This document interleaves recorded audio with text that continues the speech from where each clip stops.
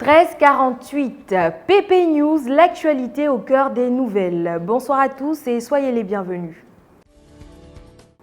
En dehors de ses heures de cours, c'est sur les chantiers que Sila Zakaria passe la majeure partie de son temps. Sa tâche est celle d'un aide-maçon ou encore manawa dans le jargon ivoirien. Malgré ses petites perdièmes de fin de journée, ce jeune battant de la ville de Béoumi arrive à braver les obstacles de la vie. 14,66. Tout le temps quand les gens parlent du travail de bâtiment là, et ils ne font que parler de lui, les architectes, les maçons et autres. Mais là, personne ne s'intéresse aux manawa. Bon, ce que les gens appellent communément les aides-maçons. Et c'est à eux que nous, on va s'intéresser de par la personne de Sila Zakaria. Il a 20 ans, il est en classe de seconde A dans la ville de Béoumi. Et il faut dire qu'on a désiré poser quelques questions par rapport au comme que quoi de son travail pour qu'il nous explique un peu comment il est arrivé dans ce boulot, pourquoi il a décidé de le faire et autres. Bon, pour trop de choses là, écoutons-le. Bon, avant environ 3 ans que je travaille sur les chantiers. D'accord. Et qu'est-ce que vous... Bon, sincèrement, quand je vais à l'école, ça me permet de bien m'organiser dans le travail. Souvent, quand je vais à l'école, je n'ai pas assez de moyens, tu vois. C'est pour ça, quand il y a les petits congés, je viens vers les petits jobs avant de les bengouler sur moi. Vu sa situation là, il ne peut que se débrouiller en faisant les aides-maçons et autres afin de pouvoir survivre et aussi de pouvoir payer ses études et autres. 67,95. La jeunesse pour le développement de Broukro 3 se veut de créer un facteur d'union et de cohésion entre les membres de leur cité. Adama Langané, président de cette association, prévoit des opérations de salubrité et des activités qui permettront aux habitants de vivre en symbiose. C'est au micro de notre reporter qui nous en dit un peu plus sur ses objectifs. Boaké, chef-lieu de la région du Béké, quartier Broukro 3. Voici le père Lagané Adama, lui que vous voyez là. Quand il est arrivé nouvellement dans la communauté de Boaké, plus précisément au quartier Broukro 3, là, il n'y avait presque personne ici et personne ne connaissait personne.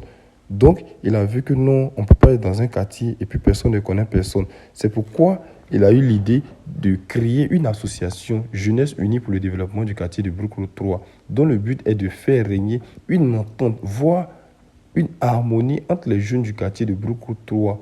Bon, comme lui, il est là, il va bailler un peu. Le vieux à toi. Au niveau du quartier, on touche un peu partout, que ce soit les voies, que ce soit les hôpitaux, bon, les centres de santé, voilà. Il y a un seul centre de santé ici. Et dans la cour de l'école, on nettoie chaque année, le quartier aussi, on essaie de nettoyer un peu partout. Voilà. Ça, c'est pour les actions du quartier. Maintenant, au niveau de l'association, il arrive parfois un membre qui a un souci, on essaie d'intervenir. Voilà, que ce soit moralement, financièrement, on essaie d'intervenir dans ces cas-là. Bon, tiens, vous-même vous avez vu, hein, et ça qui est ça, et c'est ça qui est là aussi. En tout cas, le père Lagani, l'initiative est à saluer. Il faut souligner aussi que Boaké est en train de grandir seulement. Il y a plein de petits quartiers qui naissent seulement, comme les Konakankuru, les Petits Paris, les Kokokwa. En tout cas, vraiment, il y a plein. Si vraiment une personne pouvait avoir l'initiative, comme toi dans Broukro 3, là, de créer une autre association pour les jeunes, vraiment, ça sera toujours le père. La route précède le développement, dit-on très souvent. Sur le tronçon allant de Oumé à Guépao, c'est un véritable calvaire que vivent les automobilistes et piétons. Voir un jour l'asphalte à la place des inconforts qu'ils affrontent au cours de leur déplacement demeure le rêve qu'ils nourrissent. Un constat dans ce reportage 70. Ceux qui pratiquent la voie Oumé-Guépao là ont pleuré car leur larme là, ça sort plus. La route là n'a jamais connu couleur de bitume. Quand il pleut comme ça là, les piétons deviennent plus rapides que les automobilistes.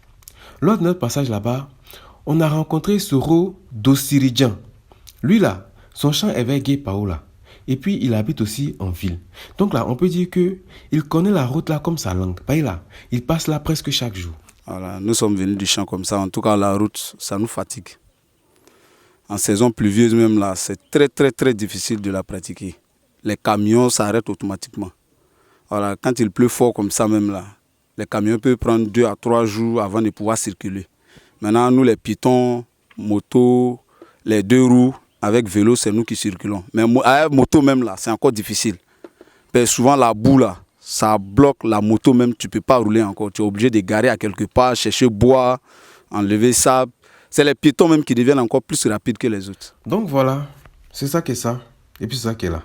Les gens qui utilisent cette route-là demandent juste un petit censement. De toute façon, le pays est en train de se développer là. Faut pas eux aussi vont rester derrière quoi. En tout cas, le bon côté des choses, c'est qu'il y a moins d'accidents.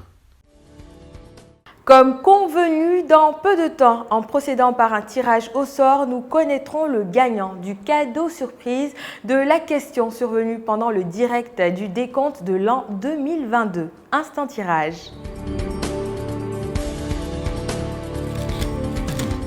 On mélange bien. Ouattara Aboubakar est le gagnant du jeu du zapping de l'an 2022. Il est prié de nous joindre au numéro qui s'affiche au bas de l'écran. C'est tout pour aujourd'hui. À lundi pour un nouveau numéro de PP News.